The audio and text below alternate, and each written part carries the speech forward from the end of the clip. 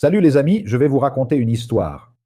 Je viens de découvrir ça et tu dois le savoir, c'est incroyable, non? Voilà, Jamil Chad, l'un des journalistes les plus respectés du Brésil, a publié cet article ici sur ICL Noticias parce qu'il a eu accès au terme de la négociation entre le Brésil et les États-Unis dans cette histoire d'offensive tarifaire.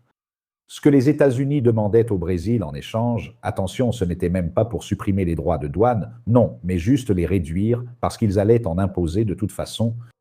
C'est ce qui est écrit dans le document des États-Unis. Mais regarde, éliminer les droits de douane sur l'éthanol américain qui est plus cher que le brésilien, mais ils veulent quand même l'importer ici au Brésil. Donc il faudrait supprimer les droits de douane qui protègent l'industrie de l'éthanol brésilien, n'est-ce pas? Ne pas imposer de taxes aux grandes entreprises de streaming comme YouTube, Netflix, n'est-ce pas? Les taxes existantes devraient être supprimées.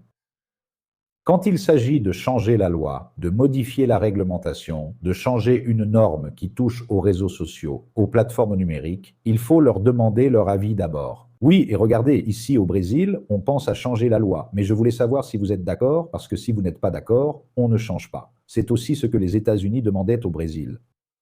Empêcher la Chine, spécifiquement la Chine, d'avoir accès à nos minéraux critiques, parce que la Chine est la plus grande puissance dans ce domaine au monde.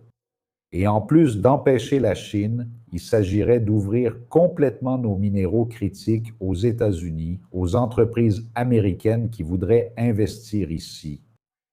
Cela parmi d'autres demandes qui, comme je l'ai dit, avaient pour contrepartie non pas de supprimer les droits de douane, mais de les réduire, au lieu de 25, peut-être 20, peut-être 15, mais il y aura des droits de douane, parce que les États-Unis ont dit qu'il y en aurait.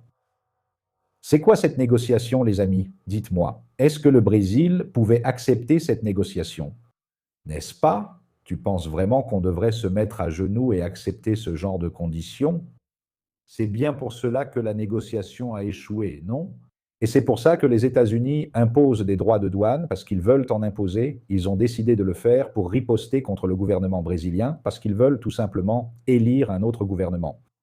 Le président des États-Unis dit au Brésil, aux Brésiliens ordinaires, qu'il veut décider qui sera son président.